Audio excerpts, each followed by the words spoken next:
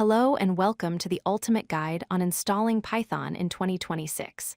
Whether you are using Windows, macOS, or Linux, I will walk you through the exact steps to get Python running on your machine.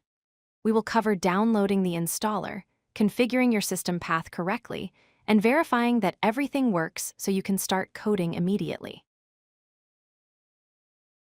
Before we jump into the installation, let's briefly look at why Python is such a great choice. It is famous for its readable syntax that looks almost like English, making it perfect for beginners. It works on every major operating system, so you can write code on a Mac and run it on Windows without changes. Plus, it has massive libraries for everything from web development to data science and artificial intelligence. Let's start with Windows. Open your favorite browser and go to python.org/downloads. The website is smart enough to detect your operating system automatically. You should see a big yellow button that says Download Python 3.14.0 or whatever the latest version is. Go ahead and click that to save the installer to your computer.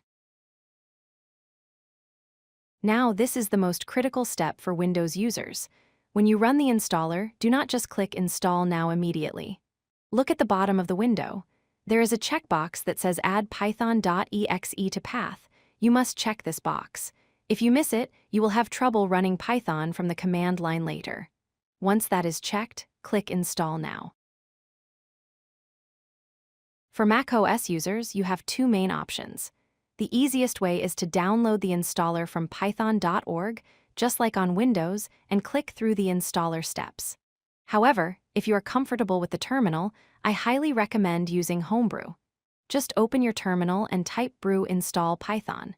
This makes it much easier to manage updates in the future. If you are on Linux, specifically Debian or Ubuntu, Python likely comes pre-installed. However, to ensure you have the latest version, open your terminal. First, run sudo apt update to refresh your package lists. Then, run sudo apt install Python 3. This will fetch and install the latest stable release from your distribution's repositories. For those using Fedora, CentOS, or Red Hat Enterprise Linux, the process is very similar but uses a different package manager. Open your terminal and type sudo dnf update. Once that finishes, type sudo dnf install Python 3. Enter your password when prompted, and the system will handle the rest. Now that we have installed Python, let's verify it is working. On Windows, open the command prompt or PowerShell. Type python -- version and hit enter. You should see Python 3.14.0. If you see an error, you might need to restart your terminal or reinstall with the path option checked. You can also check pip, the package installer, by typing pip -- version. On macOS and Linux, the command is slightly different. Because these systems often use an older version of Python for system tasks, you should explicitly use the command Python 3. Type Python 3 -- version and hit enter.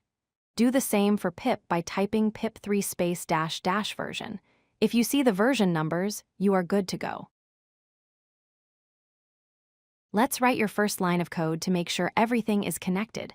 Open a text editor like Visual Studio Code or Notepad, or just use the Python shell.